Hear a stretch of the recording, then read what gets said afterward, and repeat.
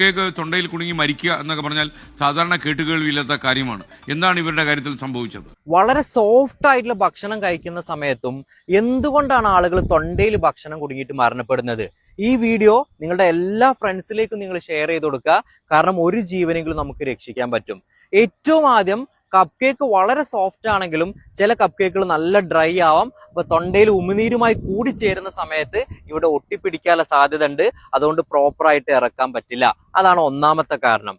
രണ്ടാമതായിട്ടുള്ളത്, വലിയ piece cup cake കഴിക്കുക. അതുപോലെ പ്രോപ്പറായിട്ട് നമ്മൾ അത് ചവച്ചരക്കുന്നില്ല എന്നുണ്ടെങ്കിലും ഇതേ പ്രശ്നം വരാവുന്നതാണ്. അടുത്തതായിട്ടുള്ളത്, കപ്പ് കേക്ക് കഴിക്കുന്ന സമയത്ത് നമ്മൾ സംസാരിക്കുകയോ അതല്ലെങ്കിൽ ചിരിക്കുകയോ ഒക്കെ ചെയ്യുമ്പോഴും തൊണ്ടയിൽ കുടുങ്ങാനുള്ള സാധ്യത ഉണ്ട്.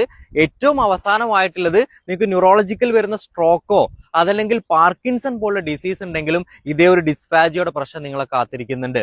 ഞാൻ ഈ പറഞ്ഞ മിസ്റ്റേക്കുകളൊന്നും നിങ്ങൾ സോഫ്റ്റ് ഭക്ഷണം കഴിക്കുന്ന സമയത്തും